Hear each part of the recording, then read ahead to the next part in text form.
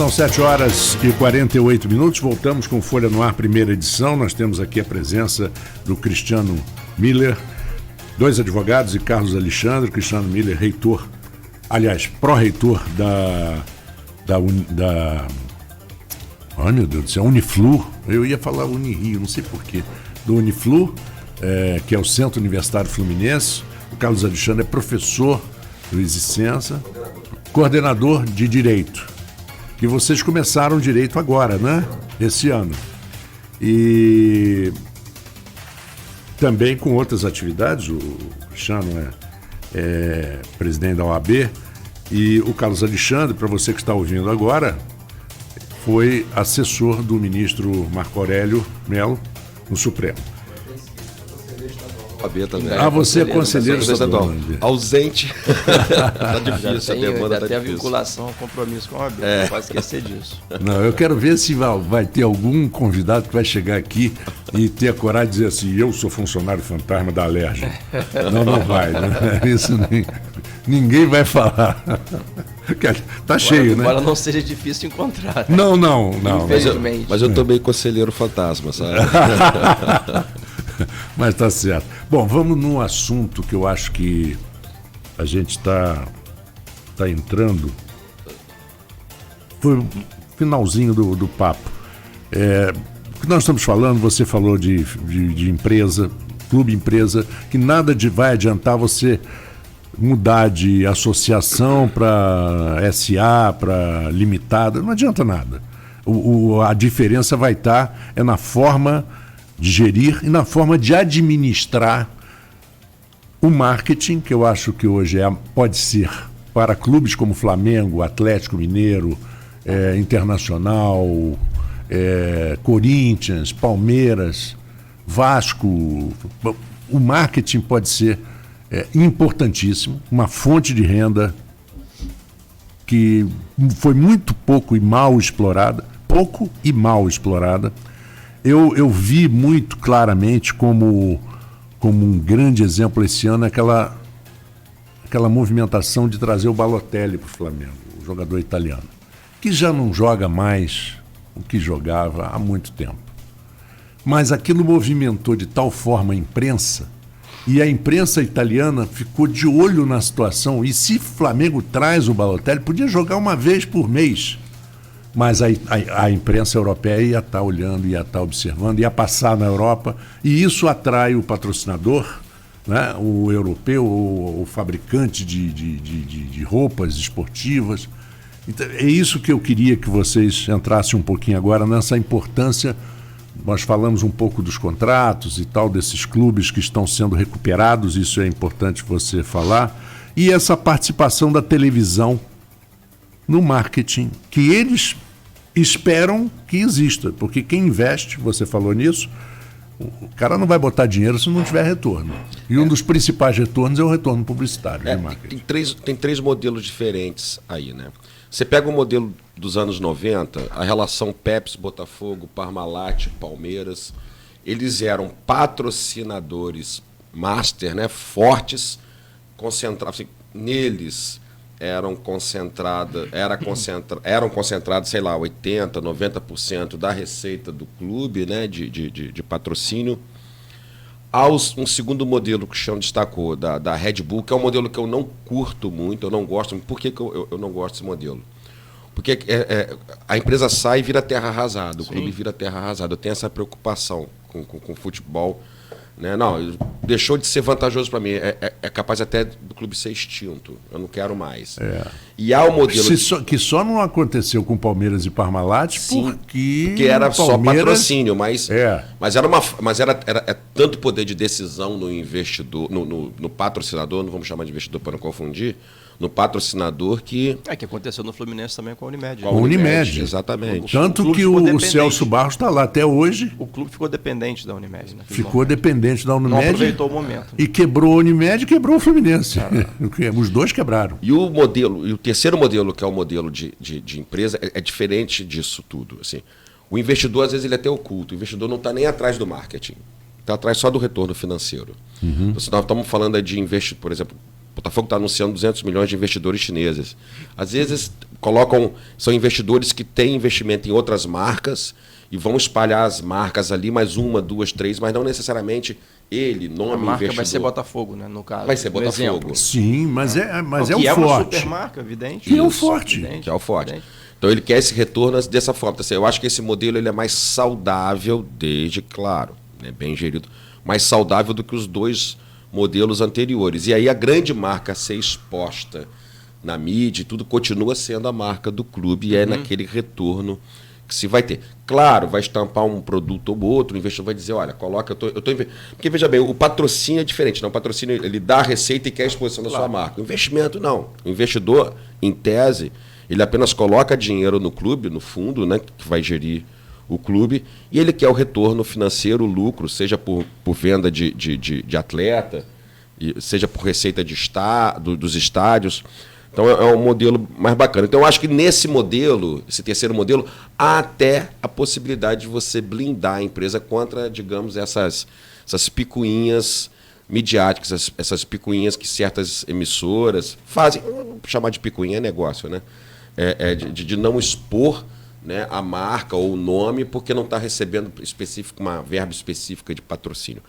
Isso, de certa forma, blinda. Eu acho que esse modelo blinda porque o investidor ele não está atrás necessariamente disso, ele às vezes é um investidor oculto, né? Apenas se diz de onde ele vem, mas não necessariamente quem é o fundo que está investindo, e aí fica só a marca Botafogo mesmo, ou a marca Flamengo, Fluminense, Para Vasco. clubes de massa, esse modelo é evidente que ele dá retorno, né? Agora, quando você trabalha com clubes de menor potencial nesse sentido, é necessário que você exponha uma marca que seja mais forte. O Bragantino, por exemplo, não vai ter esse apelo, exatamente. realmente. Não adianta ele colocar só Bragantino, que não vai ter retorno nenhum. Né? Exatamente. Agora, voltamos à década de 90, aliás, até antes. Havia um jornalista na Rádio Globo chamado Kleber Leite. Sim. Você chegou a ser presidente do Flamengo. Era um bom repórter, né? E um cara de venda dentro do sistema Globo, de rádio, era um cara de venda. Vendia muito e tal. E ele foi o cara que sacou aqueles outdoorzinhos na beirada do campo. Ficou rico com isso. Ficou rico com isso. Ele teve a resistência da própria Globo, na época que transmitia os jogos, mas na época só tinha Globo, TV Globo. Não havia Sport TV, não havia ESPN, não havia Fox, não havia nada disso. A Globo chegou a tentar desenvolver um softwarezinho que hoje você usa, por exemplo, em filmes policiais, de ação policial, quando quer esconder o rosto, que faz aquele... que borra, né? Mas não dava, porque a velocidade do jogo, e ao vivo, muitas vezes, não daria para cobrir. Então... o Kleber se aproveitou muito bem de... o nome da empresa. Da empresa de marketing. É uma coisa dessa. E ele se aproveitou, ele teve uma união com o profissional, com aquele J. Ávila, que era de São Paulo, também da Globo de São Paulo e tal. Foram os caras que principalmente os dois que cresceram esse negócio de empresa de futebol, de direitos. Depois o J. Ávila acabou sendo preso nos Estados Unidos e faleceu recentemente. E é dono de uma das maiores retransmissoras da Globo, que é no interior de São Paulo, que é a TV Tem. É da família dele. Hoje é o filho dele que toca. Pois bem, a Globo, ela criou um problema muito sério nesse ponto. E quando eu chego na ESPN 95 para trabalhar, estava uma briga violenta da ESPN com a American Airlines Arena, com a Delta Arena, tinha um banco, Citibank Arena, olha, todos os clubes de futebol americano, de beisebol, a arena do São Francisco Giants era Pacific Bell Arena, bem na Bahia de São Francisco. É banco, né? Pacific Bell, telefone. Telefonia celular. Pacific Bell, telefonia celular. E aí a ESPN tentou enfrentar, até que um diretor lá do grupo da Disney falou, não adianta enfrentar. Vamos aprender a negociar. É melhor a gente tentar negociar do que impedir porque o clube não vai abrir mão e a gente precisa do clube para mostrar. Você tá lembrando a final do Vasco com contra o... aquele clube de São Paulo, né? Que o Santo André. Não, era... Santo André foi o Flamengo que perdeu, foi lá o Deu São Caetano. São Caetano. Em que, sem avisar, o Vasco apareceu com a camisa do SBT, com transmissão pela Globo. Pela Globo. Eu concordo plenamente. Assim, a gente entende a posição da emissora, porque ela vai fazer a exposição de uma marca que não está pagando a ela. Então, assim, ela não vai ficar dando publicidade aqui gratuita. Assim, é o aspecto dela. Mas é realmente, hoje, principalmente na era digital, hoje isso aí é uma luta burra. Né? Acho que é realmente o caso de tentar melhorar a forma de viabilizar isso. Mas veja, aí puxando de novo a sardinha para o modelo de empresa, com uma gestão mais séria, com uma gestão gestão verdadeiramente profissional, fica mais fácil lidar, porque é empresa, é lucro, vamos negociar. Sim. Quando você trabalha com essa... Negócio. Entender que negócio. Business. Então, agora, quando você fica com aquela história de paixão, de não sei o quê, e aí o patrocinador por trás, não, faz isso, faz aquilo, né? É complicado. É. Agora, existem coisas assim que são surpreendentes. A associação de bairro em São Paulo é muito forte. Eles são considerados até subprefeituras, dependendo do... Às vezes a subprefeitura da Zona Oeste, por exemplo, de São Paulo, pega vários bairros. Pega a Vila Madalena, Perdizes, Pacaembu, Pompeia, toda essa região. E a região onde está o estádio de Pacaembu é uma região extremamente residencial. Extremamente, inclusive cara. Uhum. E o negócio do futebol começando às 15 para as 9h45, 15 para as 10 da noite na quarta-feira, estava causando problemas seríssimos com os moradores, porque vinha aqueles flanelinhas de todo lugar e começava a cobrar, e botava um carro na frente das garagens. Olha, aí a Associação dos Moradores entrou com um processo, pegaram logo 2 advogados especialistas e jogos na quarta-feira no Pacaembu tem que ser às 8 horas. A Globo não conseguiu derrubar isso. A Globo derrubou isso. Mas vamos fazer uma piada aqui, isso é coisa de paulista. O Newton Santos, né? O Estádio Olímpico, Newton Santos, é área residencial. O que os moradores fizeram? Todo morador ali abre a garagemzinha vendendo cachorro. Pois tem que ser mais criativo. E coloca os filhos para... Tem que ser mais criativo. Eu vi isso até nos Estados Unidos. Carioca é diferente mesmo. Eu vi isso até nos Estados Unidos, ao redor de um campo de golfe lá famoso, lá em Augusta, na Geórgia. Todos os moradores do lado abrem a sua garagem, você para 5, 6 carros. E cobram pela semana inteira. Pode parar aqui a semana inteira, $100. O cara faturou $1.000, entendeu? Na semana. Às vezes ele não ganha isso por mês, claro, assim. Então, mas o poder é muito grande. Não, sem dúvida, né? A luta é desigual, né? Principalmente se você pensar em verba de cota. O Botafogo paga meses e meses de salários, né? Com verba de cota de televisão antecipada. Sim, exatamente, o problema é esse. É um problema que o Cruzeiro, inclusive, vai enfrentar agora, né? Porque ele foi rebaixado para a Série B, mas já teve antecipado para o ano que vem a sua verba como se fosse Série A, quando ele não é mais. Saldo negativo. Saldo negativo. A dependência para televisão é absurda. Que os clubes têm das verbas, né, de televisão. Mas aquilo que conversamos em off aqui, a plataforma digital vai mudar um pouco isso, vai mudar esse equilíbrio. Essa falta de equilíbrio de forças, né? Assim, começar a ter mais poder de barganha, os clubes passarem a ter mais poder de barganha, porque você tem outras plataformas, né? Uhum. Pois existem certas argumentações. Eu ouvi uma argumentação do Thiago Leifert uma vez, ele falando que a Globo procura transmitir o jogo do Flamengo e o jogo do Corinthians, respectivamente, aí também Atlético, né, por conta de audiência. Uhum. Eu acho que está certíssimo. Claro. Se eu sou diretor da Globo, de esporte, eu vou achar a mesma coisa. Mas você é Fluminense? Eu falei, não importa. Também negócio é negócio. Né? A diferença da cota entre os clubes também é corretíssima. Corretíssimo. Entendeu? O Zico não podia ganhar o mesmo que o Merica. Claro. Vamos, não é natural que você começo de conversa. Né? Né? O craque tem que ganhar mais. O que eu não acho, por exemplo, e aí eu queria também a opinião de vocês, se a gente podia entrar agora, é da declaração, por exemplo, Neymar. Eu mereço exceções.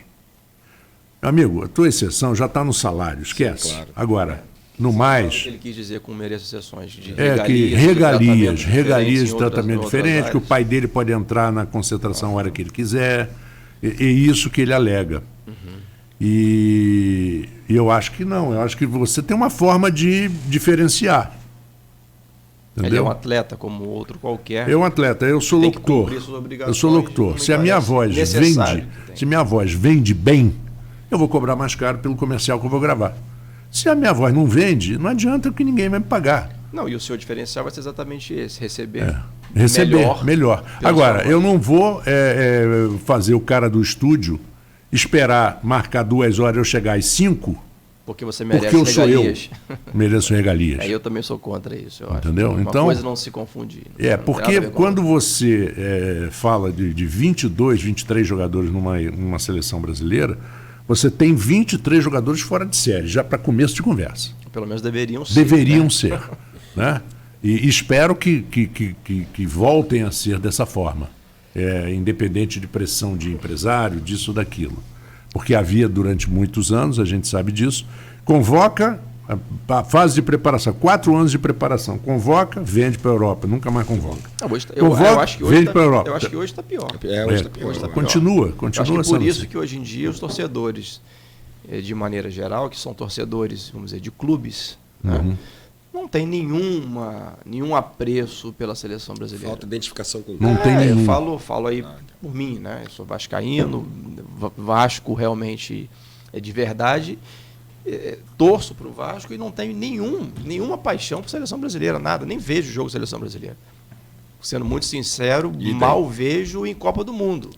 Amistoso de seleção brasileira deve ter alguns anos que eu não vejo. Não, eu acho que chegou a um ponto pior, Cristiano e Carlos. Não conheço inúmeros jogadores de seleção brasileira. Coisa que, quando eu era moleque, isso era impensável. Não porque eu assistia mais, mas porque havia essa identificação. Eu falo melhor da seleção de 82 do que a atual. Eu também. Entendeu? Então, 82, eu sou contemporâneo do Carlos Alexandre, nós tínhamos ali 8, 9, 10 anos. Eu lembro também. Eu lembro perfeitamente. E se me perguntar da seleção de 2018, da última Copa, talvez eu não lembre. Não sei. Eu lembro de eu estava na minha casa vendo o jogo em que o Brasil perdeu para a Itália, onde eu estava quando o Éder fez aquele golaço contra a União Soviética. Mas eu não me lembro do que eu fiz na Copa de 2018. Mas isso é fruto exatamente de todo esse trabalho negativo do futebol.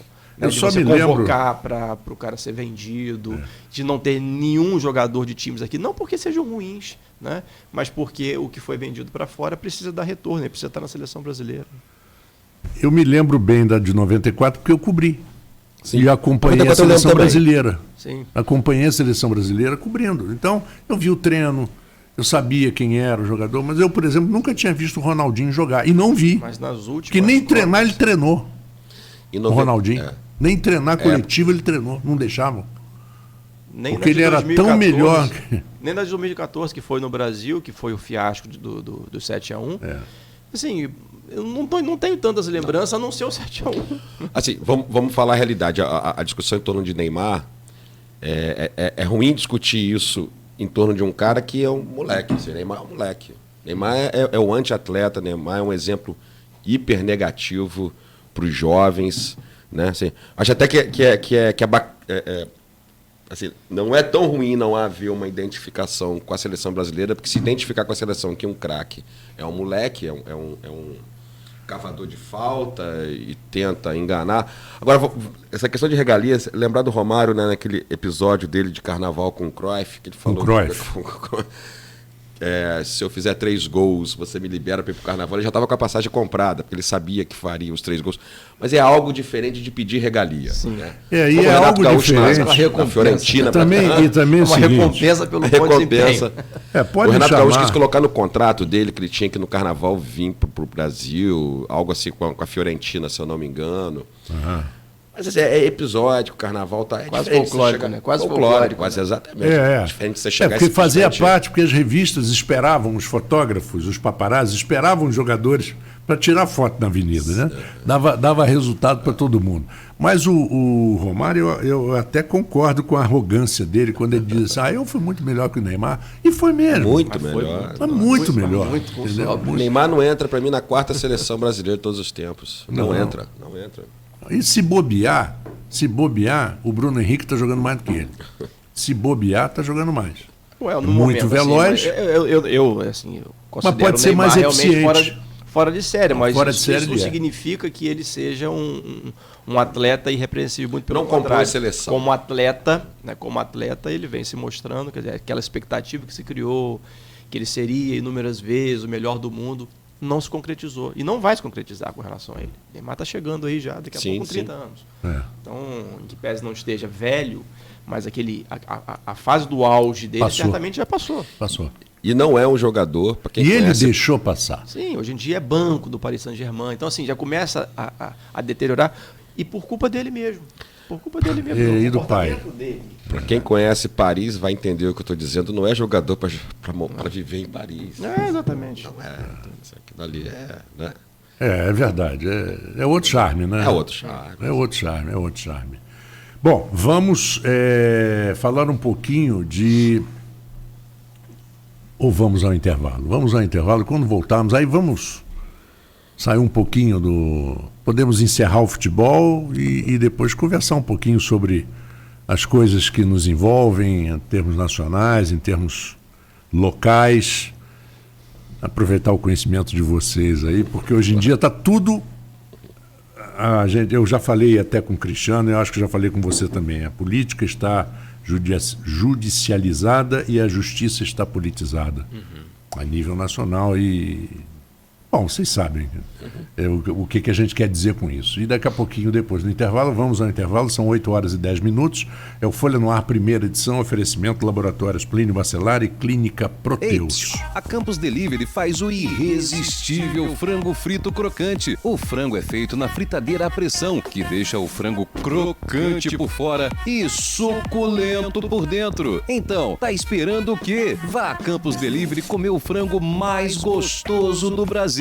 Campos Delivery. Fica na 28 de março, 632, em frente ao Sunset, próximo ao Shopping 28. Ou ligue 99930-3332. Campos Delivery, 99930-3332. Sabe por quê? A gente escolhe o Easy Sensa? Aqui a gente experimenta e aprende na prática. O Easy te coloca no mercado de trabalho. Vestibular 2020. Fisioterapia, arquitetura e urbanismo, pedagogia, psicologia, administração, engenharias civil, mecânica e de produção, enfermagem, educação física e direito. Inscrições gratuitas no site www.easysensa.edu.br. Descontos especiais para transferidos. Vem pro Easy. A Proteus, moderna empresa especializada em medicina e segurança do trabalho, está preparada para atender e implantar as necessidades de saúde e segurança do trabalho e do e-social na sua empresa. Acesse proteusmedicinadotrabalho.com.br ou ligue 2725-0878 e conheça todas as soluções inteligentes que oferecemos. Proteus, qualidade reconhecida e certificada ISO 9001-2015. O verão está chegando e na Terra Mar você encontra